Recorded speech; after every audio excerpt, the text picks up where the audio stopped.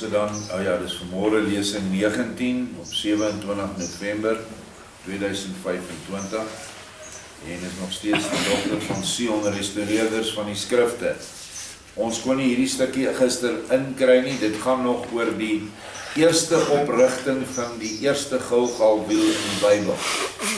Die Gilgal plek waar Joshua en die manne gelaar het, hulle het die fisiese besnydenis toegepas op al die mense wat daar was, want die ou manne wat ingegaan het en wat besny was in Egipte, wat julle nog kan onthou, waar die doodsengel oor die huise gegaan het van die mense wat die besnydenis wel nagekom het, maar in die huise ingegaan het en die eerstgeborenes doodgemaak het. Dit was die eerste besnydenis. Daarna in die woestyn is nooit besny nie. En die tweede besnydenis is nou hier by Gilgal, wat vir ons 'n belangrike ding is, want dit was 'n belangrike geleentheid in die Ou Testament. En nou by ons is die fisiese besnydenis nie meer van soveel groot geestelike waarde nie. En verwys dit nou, alles in die nuwe bedeling gaan oor die hart. Joshua se 2 gebooie van die liefde gaan oor die hart.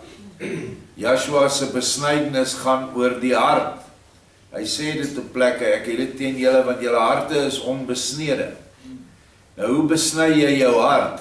Jy sny alles af, wat nie by Vader se woorde hoort nie, en by Vader se opdragte hoort nie. Dit is 'n besnede hart. Jy kan dink jy het Vader lief, en jy dien hom, maar jy lê naweke in kroe en in dobbelsale en ek wil sommer inbring kerke ook. Dan dien jy Vader nie, dan dien jy daai organisasie vir die voordeel wat jy daar kry. So dit is wat 'n besnede hart is en dis wat ons nou by die nuwe geestelike Gilgal moet hê. En dit is hoekom ons Joshua 6 gaan lees. Maar Jericho het die poort gesluit en gesluit gehou vanweë die kinders van Israel. Niemand het uit of ingegaan nie. En dit het 'n geestelike implikasie vir ons tyd. Jericho is nou 'n voorstelling van die Babyloniese koninkryk wat die wêreld beheers. Alles wat vandag in die wêreld groot en magtig is deel van Babylon en daarom deel van hierdie Jericho. Want die poorte wat hulle sluit, dat ons nie kan in en uit gaan nie, is die feit dat ons met die leer wat ons aanhang, naamlik die leer van Joshua, is ons nie welkom in hulle organisasies nie. Ons is nie welkom in hulle kerke nie, ons is nie welkom in hulle politieke partye nie, ons is nie welkom om op hulle media te gaan nie, ons is nêrens welkom nie, en as hulle houe kan inkry, maak hulle jou nog onwelkom om finansiële dinge te bekom wat nodig is om te leef. Hulle sny ons af. Dink aan die afgelope jare voor die swartes oorgeneem het. Hoe het hulle ons met sanksies afgesny, sodat ons nie in Babylon kan in en uit gaan nie. Hulle het ons weerhou. Ons moes geweldige planne maak om net te kan oorleef. En dis wat hulle doen met almal wat nie deel van hulle kliek is nie. Hulle sny jou af, hulle maak die poorte en die deure toe. En nou kan jy nie in en uit gaan nie. Kyk maar net die voorbeeld nou in die onlangse tyd met 'n man met die naam van Charlie Kirk. Ek is nie 'n Charlie Kirk fan nie. Want hy het loop en vertel dat hy die evangelie verkondig. Maar saam met die evangelie het hy politiek bedryf en het hy geld ontvang van die Jode. Nou ongelukkig is daar 'n spreekwoord in Afrikaans wat op hom van toepassing is, wie se brood jy eet, se woord sal jy spreek.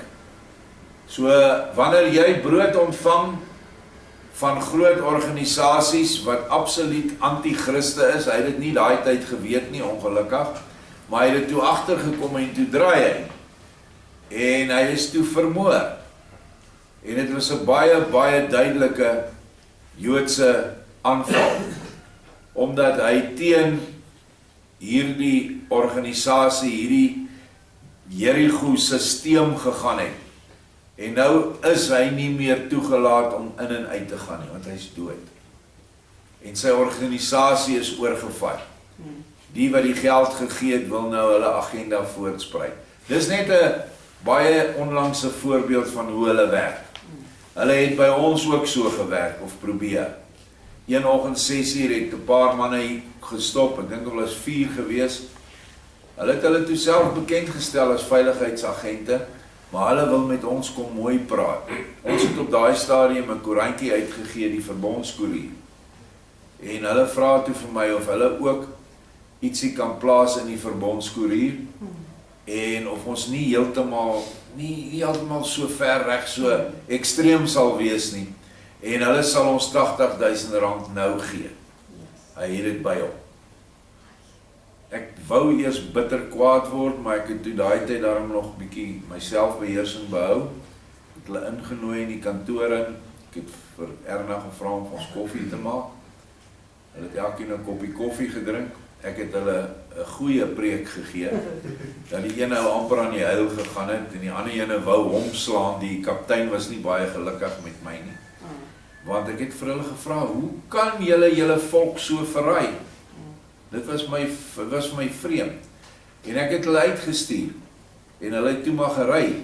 Maar kan jy dink, as ek daai geld gevat het, dan was ek nie meer in beheer van wat in daai koerantjie staan nie. Dit is ongelukkig hoe dit werk. En op verskeie ander geleenthede is dieselfde ding probeer met ons. Hulle het dit probeer met wapens, hulle het dit probeer om te infiltreer in die boek van herinneringe, al die dinge wat ons deurgegaan het. Dank Vader vir sy stem in ons binneste wat jou waarsku. Onmiddellik waarsku die stem jou, besom. Hier kom 'n ding wat nie reg is nie. En dan is jy op jou hoede en dan hanteer jy dit daarvolgens. So, dit is wat Jericho voorstel. Toe het Jahwe vir Joshua gesê, onthou hy het gekom en hy het gesê, ek is die leerowerste. Kyk, ek gee Jericho met haar koning en dapper is in jou hand. En so gee hy ook hierdie wêreldmag in ons wat nou gelaar is by Gilgal se hand. Julle moet dan om die stad trek, al die krygsmanne, trek die stad eenmaal om. So moet jy doen 6 dae lank. So het hulle dan op die tweede dag die stad een keer omgetrek, daarna het hulle in die laar teruggekom. So het hulle 6 dae lank gedoen. Maar op die 7de dag het hulle vroeg klaargemaak toe die rooi dag uitkom en die stad volgens reg 7 maal omgetrek. Net maar die dag het hulle die stad 7 maal omgetrek. En toe die priesters die 7de keer op die ramshorings blaas, sê Joshua vir die volk, skreeu, want Jahwe gee die stad aan julle oor. En julle hoor skreeu is klankenergie. En daai klankenergie word opgeneem deur die engele in die hemele, wat daai klank geweldig kan vermenigvuldig en versterk. Maar die stad met al wat in haar is, moet opgedra word aan Jahwe. Net Rahab, die herbergier, of in die ou Bybels, en ek dink dit is reg, die hoer mag lewe, sy en almal wat by haar in die huis is, omdat sy die boodskappers wat deur ons gestuur was, weggesteek het. En dit stel ook dan die Babylon, Jericho aan die einde van die tyd voor wat gaan val, maar hulle wat Vader se kinders te hulp gekom het in die tyd van nood, sal gered word, waar die woord hoer dan nou meer van toepassing is op die wat geestelike hoerery bedryf. Want as jy in die kerk is, jammer om dit vir jou te sê, is jy besig met geestelike hoerery. As jy in enige ander organisasie wat wêrelds is, jou heil gaan soek, is jy besig met hoerery. Of dit militêr is, of dit polities is, enige organisasie waar Yeshua nie die enigste mag is wat erken word nie, en die enigste leier is nie, is hoerery. So, al hierdie dinge wat ons nou hier lees, het ons as Dogter van Sion oor die afgelope jare menigmale gedoen. Ons het om hierdie plaas geloop toe ons die boek van herinnering vir die eerste keer uitgevat het. Ons het om Bloedrivier geloop toe ons daar afgesluit het en hulle ons verjaag het. Ons het dit weer gedoen hier by die boom toe ons die huis vir hom aangebied het. Ons het dit weer 'n keer gedoen en ons het dit op 15 Julie 2017 ook gedoen. Dat ons die laaste dag, ons het 7 keer het ons dit afgeseël en die laaste dag het ons omgeloop 7 keer. En in steede van te skreeu het ons in ons harte geskreeu vir Yeshua en het ons die gelofte afgelê en het ons beloof om dit te doen wat daarin staan en het ons die seën uitgespreek wat ook 'n geestelike skreeu, kreet is wat uitgegaan het reg oor die wêreld, want dit het Yeshua beloof. So daar's baie ooreenkomste tussen ons nou met die geestelike Gilgal wat weer opgerig is in die boervolk en dit wat gedoen was. Let wel, mense sê, maar hoe kan mure omval as mense skreeu? Mure van daai grootte, wat baie groot was, want daar was huise bo-op, het met klank energie, met klankgolwe, is daai goed heeltemal omver gewerp. 'n voorbeeld is as jy in die Noord- of Suidpool gebied kom en jy ry deur hierdie baie groot yskraanse wat hier om jou is, wat partykeer honderde meters hoog is, moet jy nie raas nie. Want die oomblik wanneer klankgolwe daar vermenigvuldig, dan stort daai groot blokke ys net af. Ek het al gesien, hulle het video's van dit al vir ons op die internet gehad. So daar's krag in die klankenergie. Nou kom die klank van hierdie klomp Israeliete wat nou ook al 'n paar 100.000 was, moenie 'n fout maak nie. Indien nie 'n paar miljoen nie. Ek dink dit was eerder 'n paar miljoen, want daar het 600.000 mans oor die Rooi See, deur die Rooi See gegaan. En vat dat hulle almal meer as een vrou gehad het, hulle het baie kinders gehad en hulle het baie bediendes gehad, was hulle dan seker 'n paar miljoen wat om die stad geloop het. En dan kan jy dink aan al die miljoene maal miljoene engele wat nou saam met hulle opdrag kry van Vader, skree sodat die mure kan val. Hy kon dit op enige ander manier gedoen het, maar hy besluit op daardie manier. En dit is wat daar gebeur het. Niks towery nie, dit is basies geestelike wetenskap. Nou gaan ons oor na die opening van die Gilgal klipwiel op 15 Julie 2017. Net 'n kort opsomming. Vir 7 voorafgaande dae is om Gilgal Ossewa wiel gestap. Nuwe gelofte is gelees en die seën is uitgespreek. Op die 7de dag wat 'n Sabbat was daar ongeveer 400 mense teenwoordig by die opening van die wiel. 400 mense by ons in die tuin is baie. Daai plek het gewemel van mense. Ons het 7 maal omgestap, die gelofte afgelê en die seën uitgespreek oor die hele geestelike en natuurlike Jerigo, wat die huidige wêreld mag voorstel, waaronder elke mens vasgevang is. Daar is 'n lesing gehou, daar is gesing en gesamentlik gebid. Ons het nog so 'n kort bid hier gehad. Die dag was gekenmerk deur 'n waarlik gewyde atmosfeer van 'n bewuswording van 'n heilige teenwoordigheid, wat ons nie met ons fisiese oë kon sien nie, maar met ons gees kon aanvoel. Nou kan jy vir my vra, maar hoekom het julle nou die seën oor Jerigo uitgespreek? Want ons is deur Yeshua opdrag gegee om net te seën en nie te vervloek nie. En dat ons die vyande moet behandel soos wat ons graag self behandel wil word. So wanneer jy die seën uitspreek, gesees geseënd in die aarde ensovoorts, en hulle wil daai seëning nie ontvang nie, soos wat die meeste van hulle dit nie sal ontvang nie. En tot vandag toe eintlik het hierdie seën nog nooit opgeneem in gemeentes of in kerke nie. dan moet hulle verlief neem as die vloek oor hulle kom. Want as jy 'n seën uitspreek, en die persoon aan die ander kant, wat die seën moet ontvang, wil dit nie ontvang nie, dan ontvang hy die vervloeking. En jy het hom nie vervloek nie. Jy het net geseën. En hy bring homself onder die vloek. Ons seën tot hierdie klomp Indiërs wat so loop in die oggende, daai torings heeltemal oor die stad, vervloekinge uitspreek. Hulle spreek nie seëninge uit vir jou nie.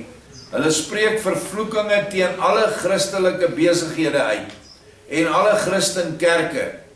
En hulle vra dat hulle besighede so geseënd sal word. En hulle is hier in die stad, daar in Marabastad is een van die oudste Hindoe tempels wat in hierdie land opgerig is, al in die 1800s. En nou seën ons, en hulle aanvaar nie daai seën nie, want hulle aanvaar nie vir Yeshua nie.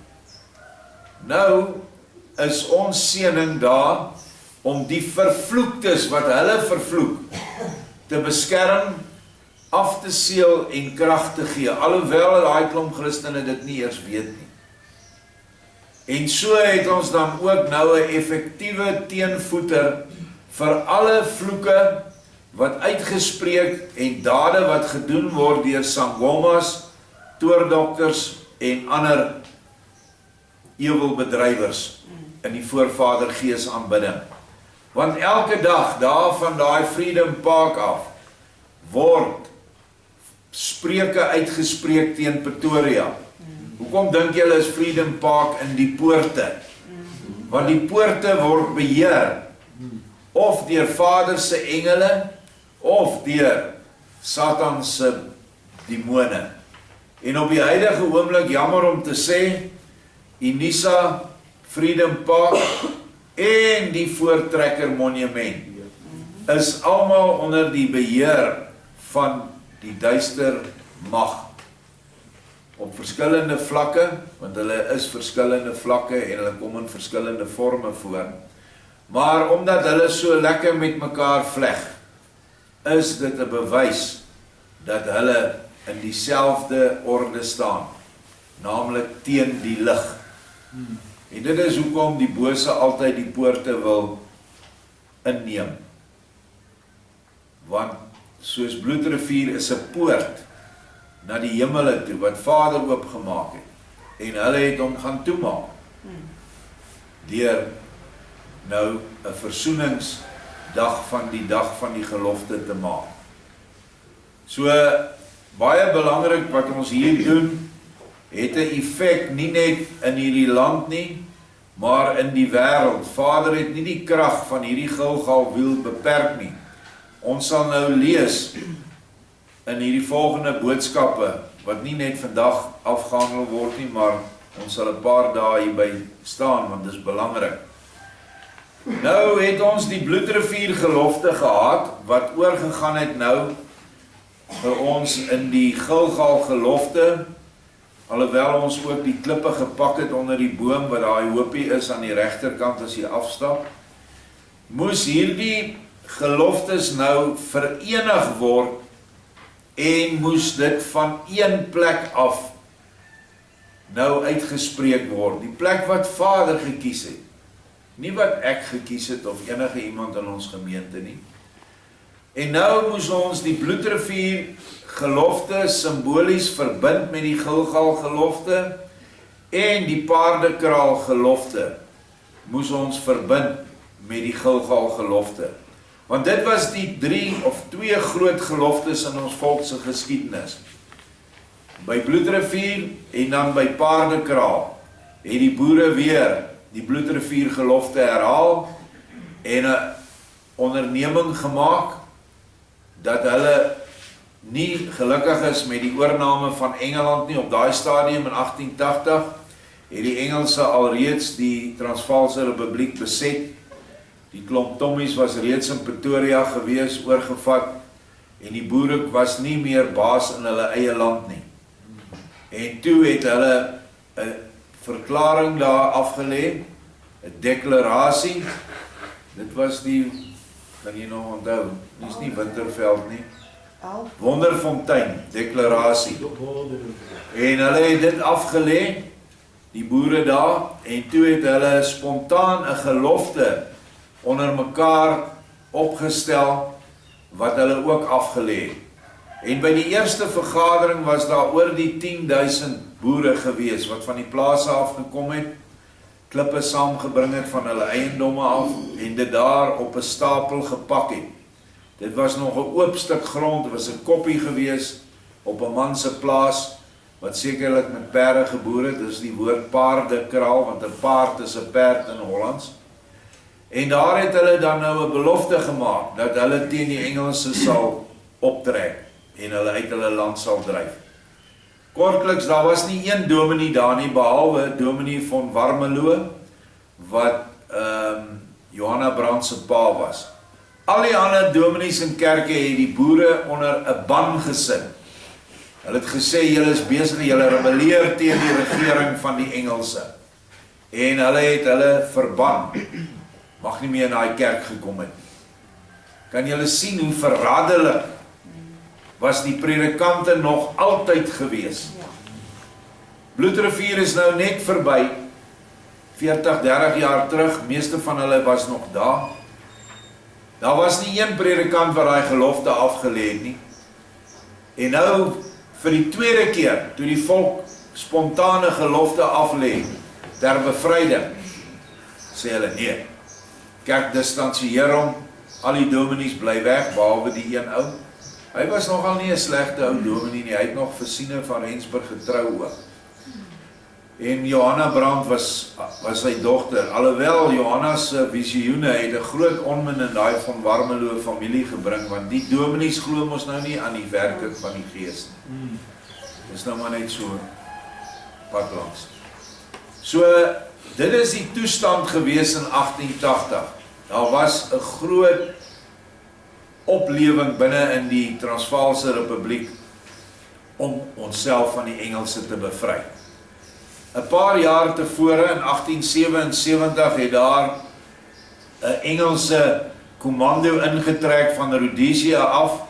Jy kan maar sê, Cecil John Rhodes se huursoldate, of private weermag, onder 'n man met die naam van Theophilus Shepstone. En hulle sou die hele Transvaal geannekseer het en die mense onder Engelse bewind met geweld gebring het. Maar die boere het hulle opgemerk en hulle is gevang. Die hele lot is deur die boere gevang. En hulle is toe in 'n tronk gegooi. Maar daar was 'n probleem.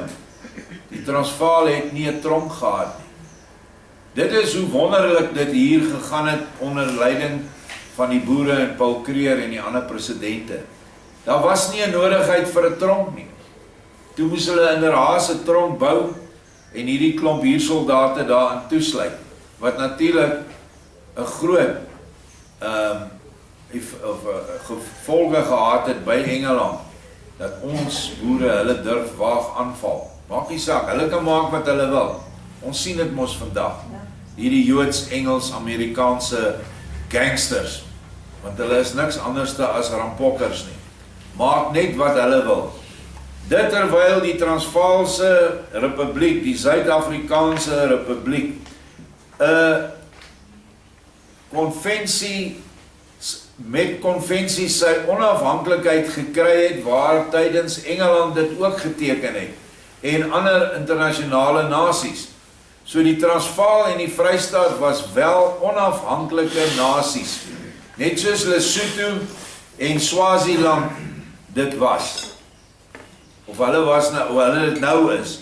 Hulle was altyd protektorate, die Engelse het ook oor hulle regeer, maar hulle het ook onafhanklikheid gekry.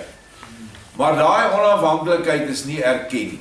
Dit is so 'n bietjie agtergrond dat julle weet wat het by Paardekraal aanleiding gegee tot die oprig van 'n tweede gelofte. Nou binne-in grond wat Vader volgens die eerste gelofte gesê het, hy sal vir hulle gee. Want jy kan nie 'n huis bou, 'n volkshuis, as jy nie volksgrond het nie. Dit is toch onmoontlik. Kom ons lees nou Op 13 Desember 1880 het die boere van Transvaal en die Vrystaat spontaan opgetrek na Kreeusdorp en wel na die paardekraal terrein, waar hulle 'n klipstapel gepak het met klippe vanaf hulle eiendomme. Daar is die 1838 gelofte, Bloedrivier gelofte afgelê, tesame met 'n nuwe boere paardekraal gelofte. Dit was net voor die aanvang van die eerste Vryheidsoorlog. Onthou, ons het die eerste ene gewen en die tweede Vryheidsoorlog verloor, as gevolg van die feit dat die boere se grond afgebrand is, tot die laaste huis en dier is af en doodgebrand, en die vroue is almal in konsentrasiekampe geplaas. Nou maar in die eerste Vryheidsoorlog, waar die boere wonderbaarlike oorwinnings oor die Engelse behaal het, waarvan die slag van Majuba sekerlik die bekendste slagveld was. Die wonderoorwinnings by Bloedrivier en Paardekraal het duidelik die hand van ons Hemelse Vader getoon in ons volk. Die volk het redelik getrou hierdie geloftes afgelê op die aangewese dag van die jaar. Dit is nou na hierdie tyd van 1880. As ek sê redelik getrou, almal was nie altyd betrokke daar nie. Maar dit is nie genoeg nie. Die volk moes die gelofte lewend maak, of gemaak het in gees en waarheid. 'n Gelofte moet nie net afgelê word nie, 'n gelofte moet gedoen word. Dit kon slegs gebeur indien die volk die innerlike geestelike betekenis van die gestigte huis of volk daadwerklik en voltyds nakom, deur die volk van die waarheid, wat Yeshua se woord is, te voorsien, en om hulle behoeftige volksgenote daadwerklik by te staan, en help om hulle nood te verlig. Dis die inhoud van die 2 gebooie van Yeshua van liefde. Dit is hier waar die dogter van Sion se geloftes inkom, beginnende met die boek van herinnering, as ook die gelofte om ons huis beskikbaar te stel, vir noodlydende en hulpbehoevende volksgenote. En dit bring ons dan by 2019, waar 'n opdrag van Vader ontvang word, om na Paardekraal terrein te gaan. Hier volg van die opdragte aan sy boereprofete in die dogter van Sion. Ek het net in hierdie lesing tyd gehad om een te plaas, en ook nie die hele een nie, dit is 'n aanhaling, die laaste deel van die Openbaring 85 aan Daniel Groblaar ontvang op 7 Februarie 2019. En dit is in sy boekie, Die Laat Reëns, kan jy die goed gaan lees, almal in een boek saamgesit. My dogter van Sion, dis ons gemeente, en meer spesifiek spreek ek tot julle, my boere Gilgaliete, wat nou al byna 2 jaar, of 'n jaar, ja, 'n jaar en 'n half, 'n jaar en 'n half nou die gelofte afgelê. Wees nie bevrees nie, kyk net op na my, en sien, hoor en voel my, Yeshua. My knegt Enoch het na die suide gereis, en 'n geheim gesien. Dit moet julle nou verstaan. Nog altyd was ek met my boervolk oogappel, en nog altyd was ek getrou aan my beloftes, wanneer julle my aangeroep het, en 'n gelofte aan my gedoen het, vanuit julle liefde gevulde harte. Hier verwys hy na al die geloftes wat gedoen was vanaf 1838. My dogter, ek het neergedaal op die dag van Bloedrivier, en julle het gesien. Dit was nou 2018, 16 Desember, die vorige jaar. Ek het neergedaal op die dag van Gilgal, en julle het gesien. Dit was 2018, 15 Julie. Ek lei julle na die finale gelofte, wat as verbinding ingesluit moet word in my en julle eenheid. Die dag van Paardekraal. Die oorwinning is gegee en julle offer van ons 7 dae verbond het ek aanvaar. Nog verdere suiwering geskied en nog verdere inwyding is in werking om julle op te lei in gees en waarheid, vir die tyd wat nou aanbreek. Nou net voor hierdie tyd, die Februarie 2019, het ons 'n opdrag gekry van 7 dae van stilte, wat ons moes afsonder, en sommige het ook gevas. Maar die belangrike is dat ons in daai tyd in ons innerlike moes gaan en onsself voor Vader skoon kry. As daar nog goed is wat daar binne vassit, moet dit uit. Dit is omtrent net soos wanneer jy vir 'n oorlog voorberei. Moet die troepe kom, al hulle kiet moet nagegaan word, hulle gewere moet deurgegaan word, moet geolie word, magasyne moet getel word, patrone moet getel word, en miskien 'n paar skote wat geskiet moet word. Dit alles in die gees is deel van die voorbereiding vir 'n geveg. Want onthou, hierdie geveg aan die einde van die tyd is 'n geveg in die gees. Of soos Joshua sê, teen die bose geeste in die lig, teen die wêreldheersers. En dit is 'n geveg nie deur krag of geweld nie, maar deur sy gees. So as ons geestelike soldate in sy weermag is, word ons wapens. Ons het nie wapens nie, ons word wapens. Maar dan moet jy suiwer wees en daar mag nie emosies en eienskappe in jou wees wat jou onervare of 'n swak skakel sal maak nie. So ons het daai 7 dae afgehandel net voor hierdie boodskap.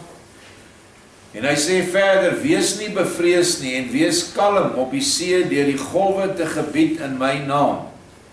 Hy gee vir ons daar krag om alles wat vir ons skade wil doen, om dit te bind, sodat dit geen mag oor ons het nie. En dit is die Gilgal-wiel wat hy opgerig het in ons harte. Vir julle wat weggedraai het, en vir julle wat nog nie binne my liefdeslaar van barmhartigheid en verlossing gekom het nie. Ek nooi julle uit, ek Joshua nooi julle uit, om julle harte finaal vir my te offer. En hierdie is voor die uitbreek van die dodelike oorlog en natuurramp. En hier sê Vader dat daar 'n dodelike oorlog sal kom, wat ons sekerlik nou identifiseer as die 3de wêreldoorlog. Maar daar kom ook 'n sytak van daai oorlog in ons land. Wat dit gaan aanneem en hoe dit gaan wees, het ons nou al baie bespiegel, maar dit sal 'n oorlog wees, swart teen swart, en ook swart teen wit, vir hulle wat nie in die laar is nie. Dit is wat kom. Baie noem dit die nag van die lang messe. Die swartes noem dit Uhuru, freedom. Kies, en 'n ander aspek van hierdie oorlog is, dit was nou 2019, aan die einde van 2019, toe tref hierdie COVID ding die wêreld. Ja. Dit was hulle ander manier van oorlog voer teen Vader se kind. Ja, ek het dit nou nie ingesien nie. Dit is ook deel van die dodelike oorlog. Ja. Sodat ons moes inkom in sy liefdesbeskerming, in sy laar in. En die mense wat nie in daai laar was nie, hulle het hierdie jabs gevat. En nou sit hulle met die probleem. Daai goed wat hulle in hulle liggame ingekry het, is doodsgevaarlik. Soveel mense het al gesterf. Het jy die syfer wat hulle nou al beweeg? Ek kan nie meer onthou, dit was miljoene. Ja, dis baie miljoene. Reg oor die wêreld. 3.5 miljoen. Meer as dit. Ek het so 'n idee van 40 Ja, miljoen. iets van 40, 46. So, en baie van dit weet ons nie, want hulle gaan nie daarop sit as gevolg van die inspuiting nie. En dis kanker of dis bloedklonte of wat ook al. Open julle oë en harte en ore en los julle hardkoppigheid en neem my liefde op en loop in liefde op my weg van ewige lewe. Dit is die opdrag wat ons kry in hierdie boodskap. My dogter, my oogappel, ek het my knegt vanaand deur 'n handopbeweging na die volgende skrif gelei, en my knegt sal dit hierin plaas. Let op en wees paraat. Hoor wat die Gees aan die gemeente sê. luister na my inspraak en hou aan seën. Moenie vervloek nie. Moenie eers bind nie. Ons moet alles vryspreek by Gilgal. En as hulle dit verwerp, dan is dit hulle eie probleem. Vader het my, Daniel, gelei na die volgende vers. Henog 36 vers 1. Daarvandaan is ek, Henog, na die suide, tot aan die eindes van die aarde. Dit is hier, Suid-Afrika. Onthou, Henog het geleef voor die vloed, so hier was niks gewees nie. En ek het 3 poorte van die hemele geopen gesien, en daarvandaan het dou, reën en wind gekom. Nou, dou, reën en wind stel die werkinge van die Gees voor. Die Gees van waarheid word altyd met dou vergelyk, want dit kom vroeg in die oggend. En dit het oggend geword toe Yeshua, die son van geregtigheid, opgestaan het uit die graf uit. En so het hy die Gees van waarheid, die dou, vir die wêreld uitgestort. Of vir sy kinders, nie vir die wêreld nie, want die wêreld aanvaar dit nie. Dieselfde met reën en wind is vergelykend met die Gees. So hier word Henog vooruitgeneem na die einde van die tyd, en hy sien hierdie 3 poorte is geopen. Ons het al wel gepraat van die poort te Bloedrivier, waar Vader en sy engele deurgekom het en die stryd gelei het, en die oorwinning vir die boere bewerk het. En die Zulus, veral hulle toordokters wat daar was, het dit gesien. Hulle het hierdie manne op wit perde met groot manne met wit klede het hulle gesien. En hulle het gesê, hulle het meer doodgemaak as wat die boere kon doodmaak. En daar was baie wonderwerke op daai terrein wat alles aangehelp is deur die verbinding tussen die aarde en die hemele. Hoe is dit bewerk? Deur 7 maal in absolute nood in gees en waarheid die gelofte af te lê. Dat ons, as U ons gaan help, sal ons dit en dit doen. En Vader, as dit 'n gelofte is, wat te doen het, soos in daai geval met die behoud of uitwissing van sy volk, dan sou hy daai volk nooit alleen gelaat het nie. En dis 'n poort wat geopen is. By Paardekraal het daai boere met hulle intense gebed om oorwinning teen die Engelse, het hy ook daar 'n poort geopen. En hulle het die oorwinning gekry. In die Britse oorlogmuseum, ek was nooit daar nie, maar mense sê vir my, daar is oral groot kamers en sale waarin hulle oorwinnings hulle het mos omtrent met elke volk in die wêreld beklei. Maar die eerste Vryheidsoorlog is so 'n klein kassie daar aan die linkerkant, hulle het net gesê, die boere dit. Maar hulle het daar 'n werklike, kom ek noem dit nou maar, 'n Bantu pak gekry. Soos nog nooit in hulle hele geskiedenis gekry is. En nie eers deur 'n weermag nie. Deur 'n klomp boere op perde, met biltong en beskuit in hulle saalsakke. Maar 'n vryheidsvlam en lig wat in hulle gebrand het.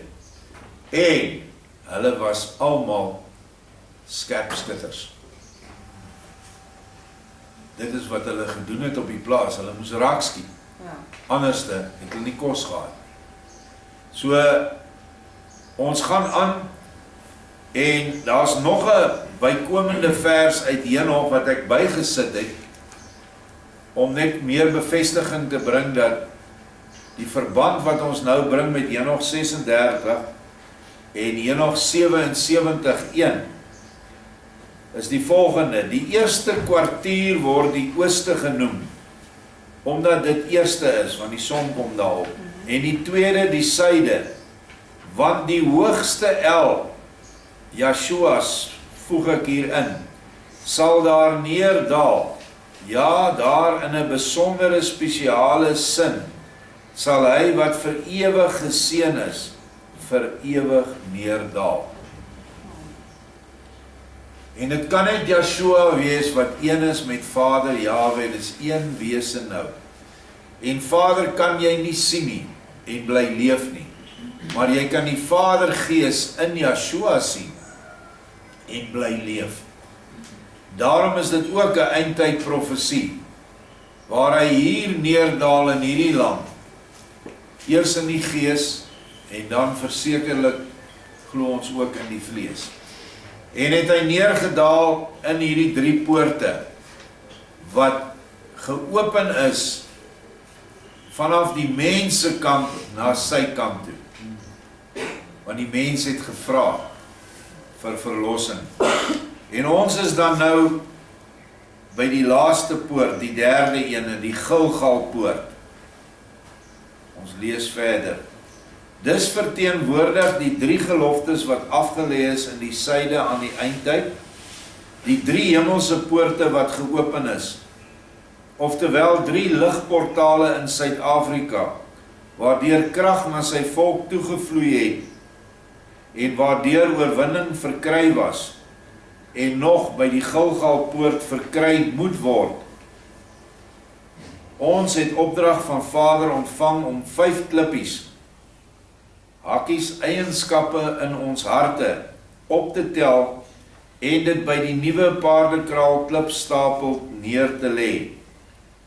Want die ou bestaande klippe is deur die bygelowige Engelse verwyder en in die Vaalrivier gegooi.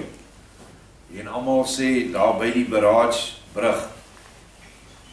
Nou, hierdie paardekraal klipstapel is daar nie onder die sarkofaag nie, want jy mag nie daar ingaan nie. Is net aan die onderkant van die sarkofaag, die boere wat jaarliks die gelofte daar afgelê het, in die afgelope paar jaar, maar kom ons sê in die afgelope 10 of 20 jaar, het hulle daar 'n redelike hoop klippe gepak. Ek dink daai hoop is omtrent so groot. En ons moes 5 klippies in 'n rivier of in 'n spruit optel, wat simbolies is van 5 eienskappe wat ons moet oorwin. Dis soos die Engelse woord pep talk, wat die generaal met sy troepe het, voor die oorlog begin. Goed manne, julle moet so en so maak, staan daar vas, ons gaan van hierdie kant af dit en dit doen, en julle moet asseblief dapper wees, en dan moet nie bang wees nie, moet nie weghardloop in die stryd nie, jy moet nie jou broer in die rug steek, of in die rug skiet nie. Al hierdie dinge is wat ons nou moes doen, ter voorbereiding van die finale stryd, wat ons in gaan staan. Wees verseker, dit kom. En jy kan nou maar, as jy bang is, kan jy wegloop. Moenie Vader dwing niemand nie. Maar vrees is 'n eienskap van die duiwel. En ons moet dit teëstaan. En dit is so interessant, dat die 5 eienskappe wat ons nou gaan lees, is die heel eerste ene is vrees. En dat Pottie vanmôre, Frik Potgieter, juis 'n boodskap van Bertus opgesit het, hoe oorwin jy die vrees? Wys net vir jou hoe Vader met ons almal saamwerk. Die eerste ene dan, vrees, moet uit. Dis 'n klippie wat jy moet uitban uit jou hart. Vertwyfeling, ongeloof, slaperigheid of traagheid en verlatenheid. Moenie dat daai 5 eienskappe jou siel oorneem nie.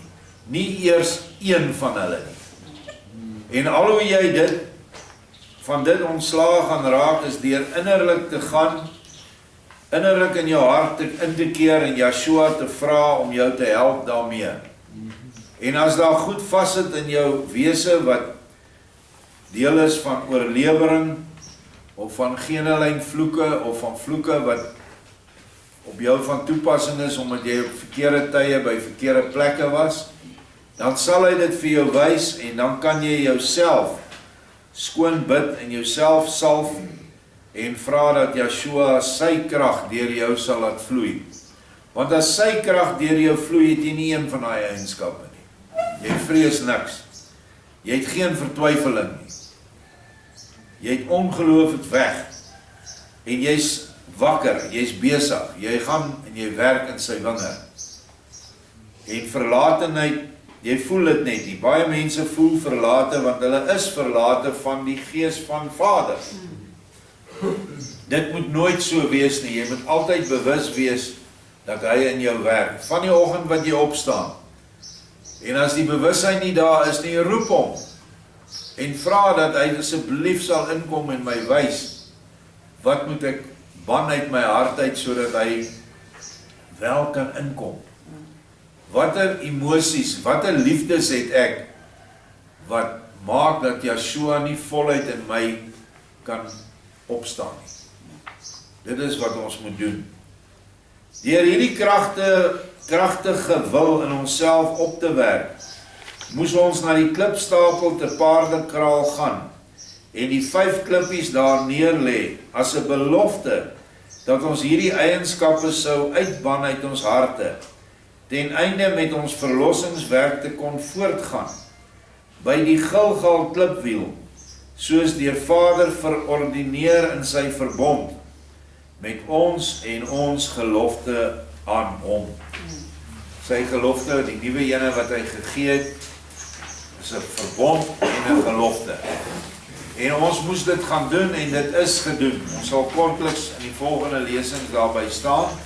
Onthou, dis nou hier om en by Februarie 2019. Ons het wel nog 'n keer na Paardekraal gegaan, en dit is op 16 Desember 2019.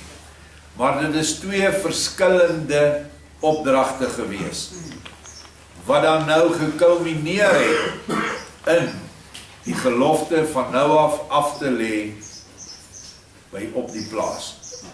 Ek wil net vir ons die Paardekraal gelofte lees. Dis nie die Wonderfontein deklarasie nie. Ek kan nie mooi hierdie ene lees, want ek kry nêrens 'n kopie wat nie daai agtergrond het nie. So jammer daaroor, maar ek het hom hier op my telefoon, want ek kan hom hier 'n bietjie groter maak en dan kan ek hom lees.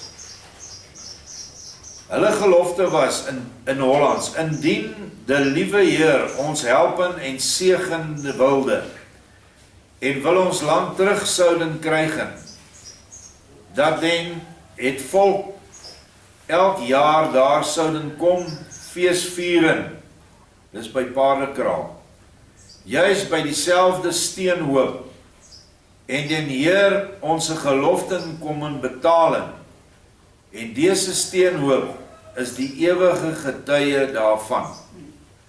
En dit was 'n gelofte wat nie so nagekom is deur die volk nie. Die volk het meer die Bloedrivier gelofte afgelê, wat hulle ook gedoen het, maar hulle het spontaan hierdie, en ek noem dit 'n broederliefde gelofte afgelê, waar hulle mekaar sou as kamerade hande vat, oorlog teen die Engelse, en as Vader die land terug sou gee vir ons, dan moes die volk by Paardekraal by mekaar kom, om daai gelofte te herdenk, en dit het nooit gebeur nie, want hierdie gelofte was verborge vir baie lank. Die mense in die geskiedenisboeke sê almal dat die Wonderfontein deklarasie is die gelofte. Dis nie waar nie. Daar was 'n klomp boere wat daai deklarasie afgelê het, hulle is die rebelle genoem, en spontaan voor die Vryheidsoorlog het Paul Kruger die volk opgeroep om by Paardekraal gelofte af te lê voordat hulle enige veldslag sou begin. En dit glo ek vandag met my hele hart, dat nou veg Vader en sy engele saam met die boere. En dit is, die oorwinning is dan seker. Jammer genoeg, in die Tweede Vryheidsoorlog is daar nie weer 'n gelofte afgelê nie. In die tweede tyd tussen die Eerste Vryheidsoorlog en die Tweede Vryheidsoorlog, wat het die volk gedoen? Hulle is almal weer kerk toe. Daai selfe klomp kerke wat nou in 'n onafhanklike land is, wat deur daai boere vir hulle bewerk is, wie hulle onder die tug gesit het en die ban, nou sit die volk weer in die kerk. Dit is hartseer, want Yeshua sê self dat hy nooit 'n kerk sou stig op aarde, behalwe die innerlike kerk van die liefde in die hart nie. En geen wonder dat die volgende oorlog was verloor nie. En het die volk wel tot die bitter einde geveg. Soos een troep vir generaal Delarey vertel, daar was maar nog net 'n paar manskappe in die veld, die ander het al oorgegee. Toe sê Delarey, nou gaan ons oorgee aan die Engelse. Toe sê die ou, maar het jy dan gesê ons gaan tot op die bitter einde veg? Toe sê Delarey vir hom, dit is die bitter einde. Want toe is die meeste se kinders dood, vrouens is dood, hulle is verhonger in die veld, die boere, want hulle het nie meer plekke waar hulle kos kon kry nie, dit is alles afgebrand. En die plase bestaan nie meer nie, dit is net 'n kaal stuk grond, nie 'n stuk vee op nie, al die saad is gebrand. En toe het hulle die gewere neergelê by vereniging. So, dit is 'n kort geskiedenis wat vir ons net meer motiveer om hierdie volgende oorlog, nie net teen Engeland nie, maar teen die hele wêreld, die hele Goliat sisteem, sal ons met 'n klip van waarheid in sy voorkop ingooi en verpletter. En die hele beeld wat hulle gebou het sal val. En nie net ons nie, elke gelowige wat Yeshua erken en aanhang en liefhet en sy gebooie nakom, is deel van ons stryd. Hulle is in ons stryd. Want hierdie portaal moet jy nie sien as 'n kolom lig wat net so opgaan nie. Dis 'n kolom lig wat so draai en soos 'n orkaan of 'n tornado, maar hy draai oor die hele aarde. Mens kan dit nie eintlik voorstel met 'n ronde aarde nie, maar almal word opgeneem in hierdie kragtige, oopgemaakte poort van wind, reën en dou. En as hulle saam, al weet hulle dit nie. So ons is 'n groot mag in Yeshua wat hierdie ding gaan kan teestaan. So moenie vrees nie, moenie vertwyfel nie. Ban al daai eienskappe uit. Baie dankie.